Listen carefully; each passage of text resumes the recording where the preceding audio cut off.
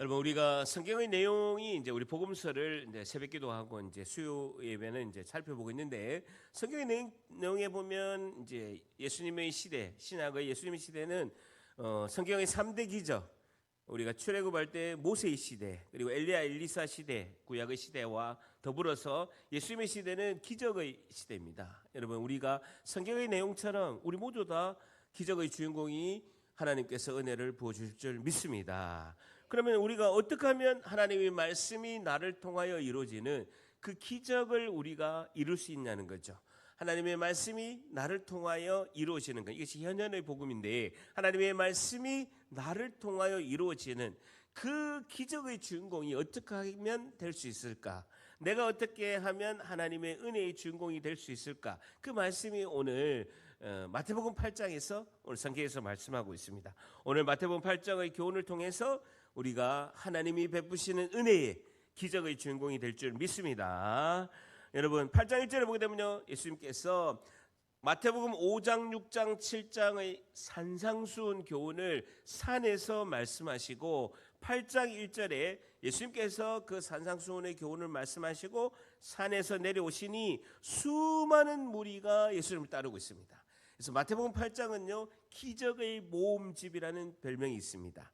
마태가 기록을 할 때 예수님의 기적을 마태복음 8장에 총집합해서 이렇게 마태복음 8장에는 기적의 역사를 쫙 집합해 놓은 걸 볼 수가 있습니다. 오늘 말씀을 통해서 어떻게 하면 나도 그 마태복음 8장처럼 기적의 주인공이 될 수 있느냐, 원리가 있다는 거예요. 여러분, 성경은 원리가 있습니다. 주님이 일관성 있는 진리의 말씀을 선포할 때 그 해결책을 원리 있게 잘 주님께서 교훈으로 말씀하고 있다는 것이죠. 오늘 8장의 1절을 통해서, 8장을 통해서 우리가 기적의 주인공, 성경에서 말씀하시는 그 말씀이 나를 통해서 이루어지는 기적의 주인공이 될 줄 믿습니다. 8장 1절부터 4절까지는요, 주님께서 나병 환자를 고치시는 사건입니다. 한 나병 환자, 한센시병, 옛날에는 문둥병자라고 했는데, 그 나병 환자가 나와서 절하며 이르되 주여, 절단합니다, 원하시면, 주님께서 원하시면 저를 깨끗하게 하실 수 있나이다 하거늘이라는 것입니다. 여러분, 나병 환자는요, 그 당시 율법에서는 저주로 받은 자로 여겨져서 공동체 밖에서 쫓겨나서 그들이 모여서 달동네에서 살았습니다. 그래서 일반 사람과 접촉하게 되면, 나병 환자와 접촉하게 되면 그 사람도 부정한 사람이 되기 때문에, 나병 환자는 일반 사람을 보면 멀리서 10m, 20m, 몇십 미터 옆에서 자기 얼굴을 가리면서, 입을 가리면서 이렇게 고백합니다. 나는 부정한 자입니다. 나는 부정한 자입니다. 내가 부정한 자입니다. 제 옆에 오지 마세요라고 이야기를 하는 거죠. 그러니까 가족과 살 수가 없는 거예요. 그래서 그들이 그 예루살렘 달동네에서 그 나병 환자들끼리 모여서 가족과 격리돼서 사는 겁니다. 그런데 예수님께서 산에서 내려오셔서 이렇게 오는 걸 보고 이 나병 환자가 치료를 받기 위해서 예수님께 다가섭니다. 굉장히 목숨을 걸고 율법을 어기면서 예수님께 접근합니다. 왜냐하면 그 근처에서 나병 환자와 접촉한 자는 전부 다 부정한 자가 되거든요. 그래서 결례에 따라서 부정을 제거하는 그 결례 행위를 다 해야 되는 굉장히 복잡한 상황이 발생합니다. 근데 나병 환자가 주님께 와서 원하시면 주님 깨끗하게 해달라라고 요청합니다. 이 8장 2절에서 4절 이 말씀 안에는 영적으로 나병 환자인 우리 제자들, 그리고 우리들을 주님이 살리시는 내용이 포함되어 있다라는 것입니다. 핵심은요, 원하시면 깨끗하게 하실 수 있나이다라는 것이죠. 생명을 건 도우심을 주님께 간청하고 있습니다.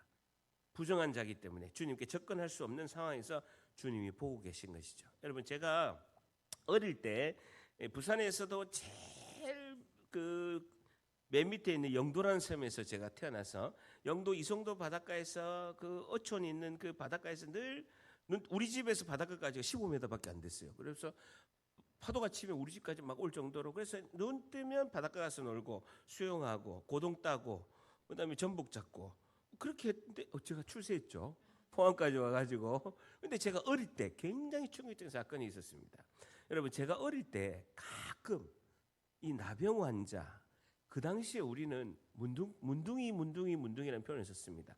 여러분, 부산에서도 나병 환자, 한센시병자, 문둥병자들은요, 용호동이라는 한참 지금은 큰 아파트 단지가 있습니다만은, 영도하고는요 차로 50분 1시간 거리에 용호동이라는 곳에서 그 나병 환자들이 모여서 부산 전체에 공급하는 닭을 키우면서 달걀을 공급하는 그곳에서 공동체 생활을 했습니다. 그런데 그 사람들이 가족이 너무 보고 싶은 거예요. 가족이 너무 보고 싶으니까 버스를 탈 수가 없는 거야. 나병 환자들, 제가 어릴 때도 나병 환자들 전염된다라고 제가 알고 있었거든요. 근데 그 사람이 걸어서, 여러분 차로 1시간 거리인데 걸어서는요 거의 10시간 가까이 걸어서 영도에 있는 가족을 보러 온 거예요. 가족을 보러 오니까 사람들이 막 그 2명이 이 문둥병자가 얼굴이 칭칭 감고 딱 오는 걸 보니까 사람들이 진짜, 제가 어릴 때 어른들이 돌을 던져요. 이 문둥이들아 오지 마라, 동네 부정탄다 하면서 돌을 막 던지는 거야. 막 동네 사람들이 모여 있고 나병 환자 둘이는 막 숨어 있고 동네 사람들은 막 돌을 던지는 거예요. 그런데 우리 이 무리 있잖아요. 동네 사람들 중에 2-3사람은 대성통곡을 하고 있는 거예요. 제가 어릴 때 직감적으로 알았습니다. 이 2사람은 저 사람의 가족이구나. 제가 충격이었어요. 서로가 눈빛으로만 보고 저 나병 환자가 울고, 여기 동네 사람 중에서 2-3사람이 울고, 그리고 그 사람은 다시 걸어서 용호동으로 갔어요. 굉장히 제가 어릴 때 충격이었습니다. 제가 어릴 때도 이 사람이 저 사람의 가족이구나, 이걸 알 정도로 굉장히 저에게는 충격 사건이었습니다. 그래서 또 10몇 시간을 걸어서 용호동의 그 달동네에 닭을 키우러 가는 걸 볼 수가 있어요. 그 잠시 5분 정도 눈빛이라도 가족을 보고 싶어하는, 그러나 함께 할 수 없는, 전염병이라고 오해를 받아서 함께 할 수 없는 그 당시의 가족 간의 관계의 이 고통을 어린 제 나이에 경험한 거예요. 똑같은 상황입니다. 나병 환자의 고통은요, 아무리 살이 떨어지고 코가 떨어지고 귀가 떨어져도 감각이 없어요. 아프지가 않는 거예요. 그러니까 정말 힘든 거죠. 그런데 더 고통스러운 건요, 가족과 떨어진 것이 너무나 고통스럽죠. 그래서 이 병만 나오면 가족과 함께 할 수 있다라는 그런 고통 속에 있는 나병 환자였습니다. 여러분 8장 3절 같이 있습니다. 시작. 예수께서 손을 내밀어 그에게 대시며 이르시되 내가 원하노니 깨끗함을 받으라 하시니 즉시 그의 나병이 깨끗하여지니라. 내가 원하노니, 한번 저 따라합니다. 내가 원하노니, 한 번 더, 내가 원하노니. 자, 주님은요 율법을 어깁니다. 손을 대셨다는, 나병 환자는 접촉이 금지입니다. 여러분 접촉하게 되면 율례에 따라서 부정된 자가 되고 부정규례를 또 이루어 가야 되는 굉장히 큰 상황이 발생합니다. 그러나 주님은 손을 대신 거죠. 왜냐하면 긍휼하신 주님의 마음을 표현하는 겁니다. 주님은 불쌍히 여기시는 마음이 있다는, 여러분 우리가 병을 하나님의 은혜 가운데 치료를 받는다면 그것은 전적으로 예수님의 긍휼하심인 줄 믿습니다. 우리가 기도할 때 주님 긍휼하심을 베풀어 달라고, 주님 내 병을 고쳐주시는데 긍휼하심의 은혜를 베풀어 달라고, 주님 저를 불쌍히 여겨달라고, 제가 아픕니다, 주님 저를 불쌍히 여겨달라고 기도하는 거예요. 여러분 제가 마음이 아픕니다, 우울증이 있습니다, 마음이 너무 아픕니다, 슬픔이 있습니다, 주님 저를 긍휼을 베풀어 달라고. 육신의 질병이 있습니다, 주님 긍휼을 베풀어 달라고. 여러분 우리가 간절히 소망하고 기적의 주인공이 되기 위해서는요, 우리가 기댈 것은 예수 그리스도의 긍휼하심인 줄 믿습니다. 분명히 주님은 말씀하고 있습니다. 주님은 긍휼하심의 은혜로 기적을 베푸신다는 거죠. 손을 대시면서 예수님이 부정한 분이 되는 것이 아니라 주님이 나병 환자를 정결한 자로 바꾸시는 기적을 베푸신다. 주님이 원하신 게 뭡니까? 불쌍히 여기시는 마음으로 병을 낫기를 원하시는 거예요. 가족과 떨어진 그 고통 가운데 있는 그 사람을 불쌍히 여기셔서 낫기를 원하신다라는 것입니다. 이 한마디, 주님 마태복음 8장 3절에 주님 나의 병을, 그 나병 환자가 저입니다. 나의 병을 주님께서 치료하시기를 원하지 않습니까? 주님 불쌍히 여겨달라라고 기도하는 것입니다. 그러니까 예수께서 이르시되 삼가 아무에게도 이르지 말고 율법의 제사장의 모세 율법대로 제사장에게 몸을 보이고 제사장에 가서 병이 난 것을 다 확인을 받아라라고 주님이 말씀하시는 겁니다. 저를 따릅니다. 내가 원하노니. 주님이 원하시는 그 마음은 긍휼하심의 마음이시다라는 것입니다. 자, 그 유명한 5절부터 13절까지는요. 로마의 백부장이 하인을 고치는 겁니다. 로마의 백부장이 아닙니다. 로마의 백부장이 하인을 고치는 사건입니다. 예수께서 가버나움에 들어가시니 한 백부장, 여러분 그 당시는 로마가 전 세계를 지배했습니다. 이스라엘도 지배하면서 그 로마가 전 세계의 권력을 가지고 지배할 때 백부장은요 최고의 엘리트입니다. 100명을 거느리는 장교기 때문에 최고의 권력자고 최고의 엘리트들이 로마의 백부장입니다. 로마 시민권자고요. 권력이 대단했습니다. 그런데 갈릴리에 있는 목수라고 하는 그 예수님에게 소문을 듣고 이 로마의 백부장이 나와서 간구하여 이르되 핵심이요 주여라는 겁니다. 나의 주인이시여. 근데 자기가 아니라 내 하인이 중풍병으로 집에 누워서 몹시 괴로워하나이다라고 고백하고 있습니다. 여러분 그 당시에 하인 노예는요 물건과 똑같습니다. 가축과 똑같은 취급을, 가축을 돈 주고 팔듯이 은 30의 노예는 주고 파는 하인은 그런 존재입니다. 그럼에도 불구하고 로마의 백부장이 내 하인이 아프다는 거예요. 내 가족도 아니고 내 하인이 중풍병으로 괴로워하고 있다는 겁니다. 그러면서 주님이 그렇게 하십니다. 좋아. 그러면 내가 가서 고쳐주겠다는 거예요. 로마의 백부장 집에 가서 고쳐주겠다라고 주님이 말씀하고 있습니다. 외국인입니다. 그리고 이 이스라엘을 식민지 지배하고 있는 그 군사의 100명의 장교인 그 백부장의 하인을 주님이 가서 고쳐주겠다라고 말씀하고 있는 것입니다. 그런데 백부장이 뭐라고 합니까? 주여, 내 집에 오는 것을 내가 감당하지 못하겠습니다. 다만 말씀으로만 하옵소서. 절단합니다. 말씀으로만 하옵소서. 한 번 더. 말씀으로만 하옵소서. 내 하인이 낫게 싸움나이다. 그러면 내 하인이 주님 오실 필요 없다라는 거예요. 그러면 내 하인이 낫겠습니다라는 것입니다. 여러분 CTS가 그 콜린 갓이라는 생방송을 처음 시작했습니다. 제가 굉장히 감격적인데 이게 생방송이라는 건요 굉장히 다채로운 상황이 변수들이 있게 되고 그리고 중계차가 이제 해야 되기 때문에 우리 그때 밤에 10시부터 한 걸로 제가 기억나는데 첫 방송할 때 온 국장들과 회장님과 사장님이 그 스튜디오 안에서 생방송을 지켜봤습니다. 브라이언 박 목사님을 초청을 해서 그분이 전화 통화하면서 전화로 기도해 주는데 엄청난 기적들이 일어나는 거예요. 여러분 전화로 기도하는데 무당이 예수님을 영접하고 무당이 진짜 손꼽히는 무당이 예수님을 영접하는 기적의 역사가 있고요. 수많은 사람들이 병들이 고쳐지는 거예요. 전화로만 하는데. 여러분 그것은요. 전화를 받는 사람이 오죽 간절했으면 여러분 생각해 보세요. 오죽 간절했으면 밤 10시가 넘어서 그 생방송을 보고 자기가 전화를 수많은 사람이 전화하는데 그 뽑힌 거예요. 그래서 전화 통화하면서 브라이언 박 목사님이 전화로 기도해줘도 내가 낫겠나요? 여러분 전화로 기도해줘도 내가 낫겠나 그 믿음이 기적을 이룬 줄 믿습니다. 굉장히 중요한데요. 믿음이 너무나 중요하다. 여러분 백부장이 보세요. 예수님이 갈 필요 없어요. 여기서 말씀만 하시면 우리 하인이 낫겠습니다. 그 믿음이 있는 거예요.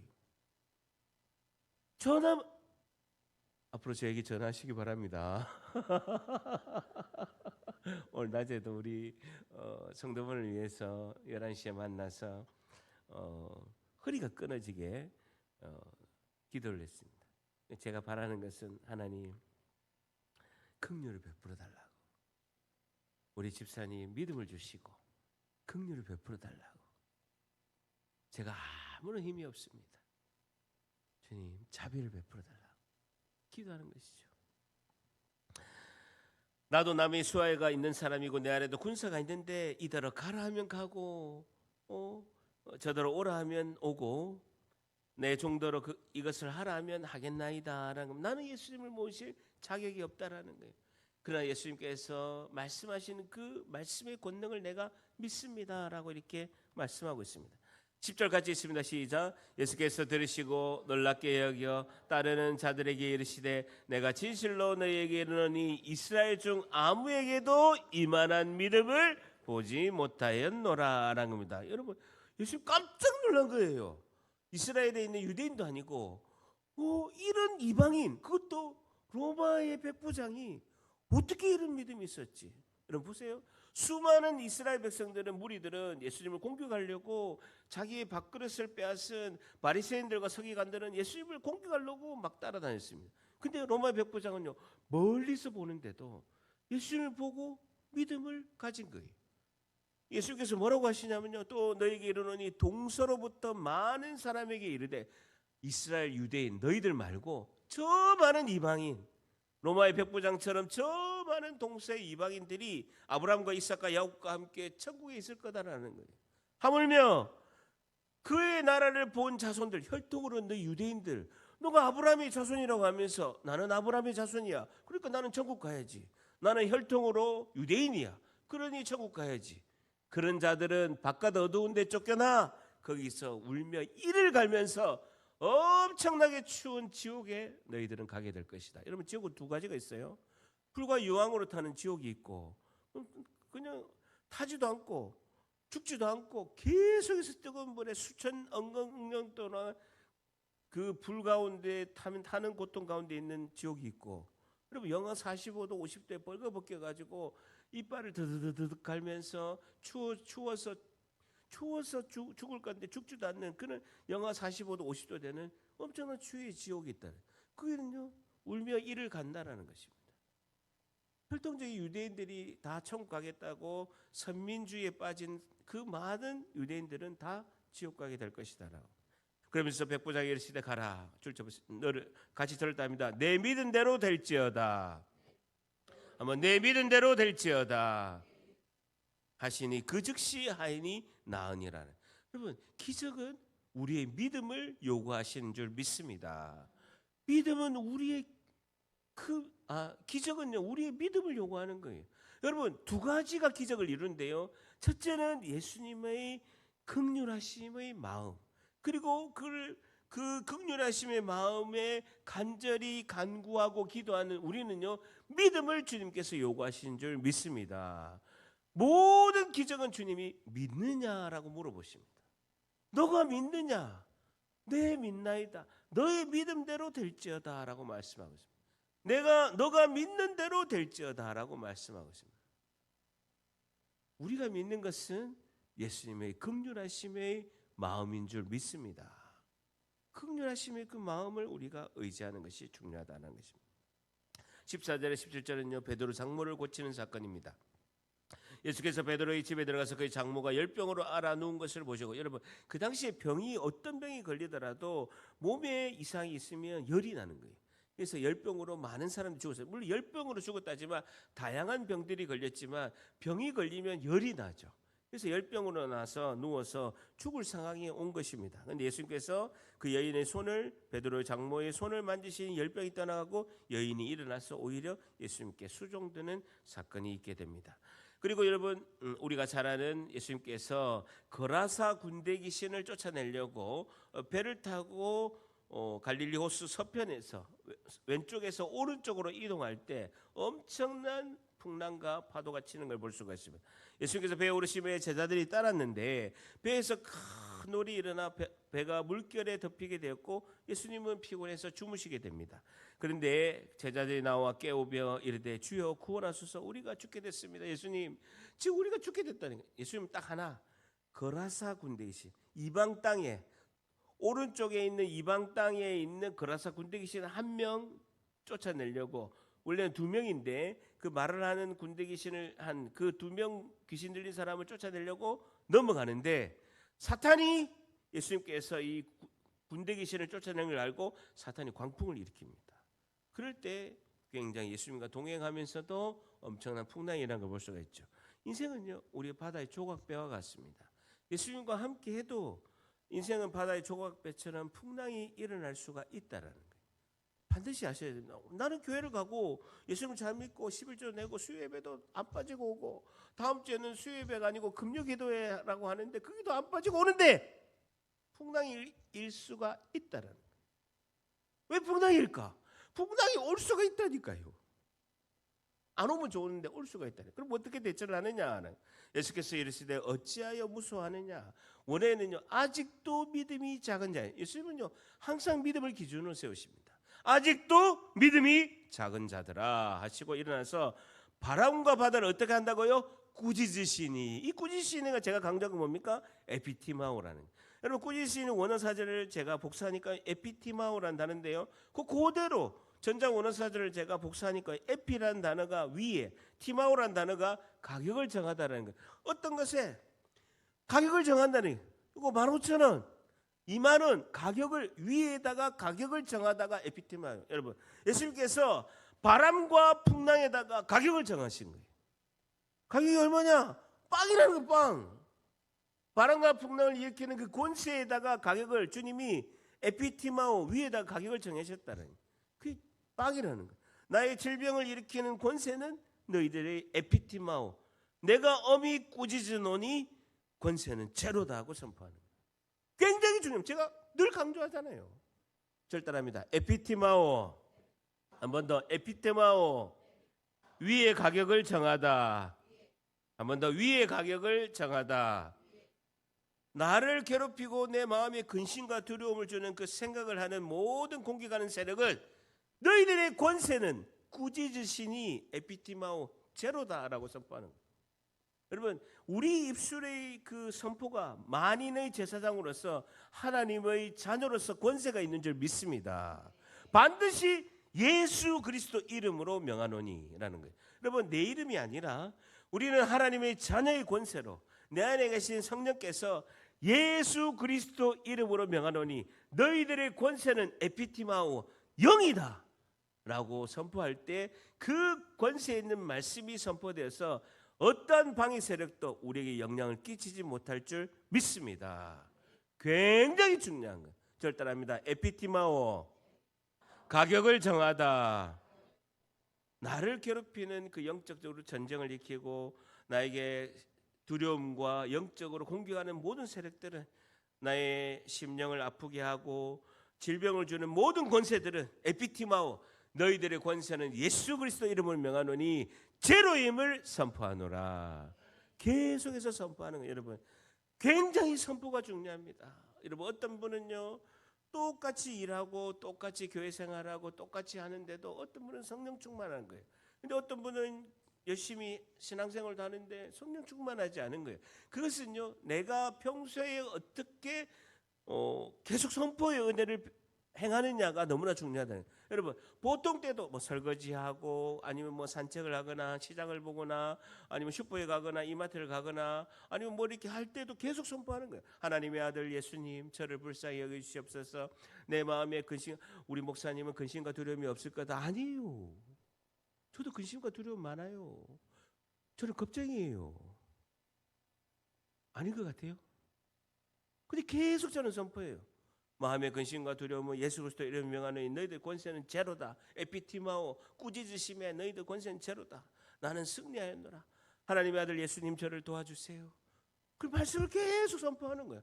그러면요 그 말씀이 선포돼 예수 그리스도 이름으로 선포하는 그 말씀이 권능과 능력으로 나에게 은혜를 주실 줄 믿습니다. 1차적으로 나에게 영향을 끼치는 거예요. Telling myself the truth. 진리를 나에게 선포하라. 이 굉장히 중요합니다. 여러분 그러니까 말씀 암송이 중요한 거예요. 여러분 말씀 암송 성경 1189장 신구약 66권 다 몰라도 돼요. 근데 생각나는 거 계속 선포하는 거예요. 계속 선포하는 거예요. 주님 은혜를 베풀어 주시고 그냥 생각나는 걸 계속해서 선포하는 거. 아는 만큼. 잘 모르면 기도 제목을 예수 그리스도 이름 명하느니 여러분 오늘 평생 잊지 않을 것은 절대랍니다. 꾸짖으시니 한 번 더 에피티마오. 이거는 잊어버리면 안 되는 거예요. 에피티마오 꾸짖으시니 주님 나를 공격하는 영적 공격의 세력들은 권세가 제로임을 선포하노라. 이걸 계속해서 꾸짖는 거예요. 꾸짖고 선포하는 것을 하면 그 능력이 우리에게 나타나는 줄 믿습니다. 여러분 그 사람들이 놀랍게 얘기해서 이가 어떤 사람이길래 그 엄청난 바람과 파도도 예수님에게 순종하느냐. 여러분 예수님의 말씀이 선포할 때 에피티마오 이럴 때 권세가 제로이노라 라고 할 때 풍랑도 잠잠해지잖아요. 우리에겐 능력이 없지만 사람으로는 할 수 없으나 하나님은 하실 줄 믿습니다. 우리는 할 수 없어요. 그런데 우리에게 주어진 그 예수 그리스도의 이름의 권능의 능력으로 모든 것은 하나님께서 기적을 베푸실 줄 믿습니다. 내가 있는데 왜 예수님은 아직도 두려워하냐? 실패, 좌절, 위기가 있을 수 있습니다. 여러분 왜 신앙을 가지냐? 실패, 좌절, 위기가 안 오게 하는 게 아니에요. 내 앞에 위기, 실패, 좌절이 오더라도 우리가 극복할 수 있는 힘을 주님께서 부어주실 줄 믿습니다. 신앙은 극복하고 돌파하고 전진하는 것입니다. 그래서 신앙이 필요하다라는 것입니다. 풍랑이 와도 예수님을 봐야 우리에게 평강이 임한다라는 교훈을 주시겁니다. 자 마지막으로요. 우리가 8장 28절에서 34절에 거라사 군대 계십니다. 예수님이 풍랑을 잠잠케 하시고 드디어 거라사 지방으로 가십니다. 데가볼리 지방, 신도시 10개의 마을이 있는 그 도시가 있는 곳에 가게 됩니다. 근데 그 유명한 가다라 지방, 데가볼리, 거라사라는 지방에 갔는데 귀신 들린 사람이 둘이 있는데 한 사람이 두목이고 한 사람이 부두목인 거예요. 한 사람이 계속 말을 하는 거예요. 그러니까 마가복음에는 한 사람, 마태복음에는 두 사람인데 결국 두 사람인데 말을 하는 사람은 한 사람이기 때문에 한 사람과 이렇게 대적한 걸 볼 수가 있죠. 어쨌든 둘이 무덤 사이에 나와서 죽음과 사망 사이에 있는 거예요. 여러분 귀신은요 죽음과 사망 사이에 있는 거예요. 죽음과 사망 가운데서 계속해서 우리를 공격하는 겁니다. 나와 예수를 만나니 그들은 몹시 사나워서 아무도 그 길로 지나갈 수 없을 정도로 무덤과 죽음과 사망 사이에 딱 서서 있는 거예요. 쇠사슬을 묶고 났는데 다 끌려버린 거예요. 아무도 감당을 못하는 거예요. 여러분 굉장한 완전 괴력을 일으킵니다. 사단이 들어와서 지배하면요 굉장히 괴력이 발생합니다. 어쨌든 8장 30절 같이 있습니다. 시작. 예수께서 내 이름이 무엇이냐 물으신 적 이르되 군대라 하니 이는 많은 귀신이 들렸습니다. 예수님 물어보는 거예요. 이름 뭐냐? 그러니까 한 귀신 들린 사람이 내 이름이 군대다. 이는 많은 귀신이 들렸습니다. 라는 겁니다. 그럼 이에 그들이 소리질러 이르되 하나님의 아들이여 우리가 당신과 무슨 상관이 있나이까? 여러분 굉장히 정답을 알려줍니다. 귀신 뭐라고 합니까? 예수님하고 나하고 상관없다라는 거예요. 그럼 귀신 쫓아낼 때 너는 그 집사님과 상관이 없으니까 나와 이래야 되는 거예요. 예수 그리스도의 이름으로 명하노니 너는 우리 그 집사님과 상관없으니 나와 이렇게 해야 돼요. 아이고 아직 때가 안 됐는데 왜 이렇게 벌써 오셔가지고 우리가 상관이 없는데 이렇게 우리 괴롭게 합니까? 때가 이르기 전에 예수님의 십자가의 권능과 능력으로 사단의 머리를 박살내기 아직 그때가 안 왔는데 왜 우리를 괴롭게 합니까? 여기까지 왔습니까? 예수님 딱 걸어서 가서 딱 한 거고 귀신 딱 하나 잡아내고 끝났어요. 그런 거예요. 그러니까 자기 소원은 육체에 들어가는 건데 귀신들이 예수께 간구하여 이르되 우리를 쫓아내시려면 돼지떼에 한번 들어가겠어요. 귀신의 소원은요 육체 가고 싶은 거예요. 오로지 소원은 귀신들은 영이기 때문에 결혼도 못하고 사랑도 못 해보고 자녀도 못 낳고 아무것도 못 해본 거예요. 근데 사람을 보니까 사랑도 하고 결혼도 하고 자녀도 낳고 행복하게 사는 거야. 너무너무 부러운 거예요. 그래서 어떻게 하면 사람 몸 안에 들어갈까? 그 연구만 하는 거예요. 합법적으로 들어가는 거예요. 우상숭배, 귀신 앞에 제사드리가 딱 절하면요 휙 하고 들어갑니다. 엄청나게 회개해야 나와요. 어릴 때부터 들어간 건요 저 밑에 있습니다. 제가 어릴 때부터 장손이잖아요. 우리 아버지 복받게 하려고요 장손 첫 번째 어릴 때부터 줄 서가지고 절하라 해가지고 정말 나와도 끝이 없어.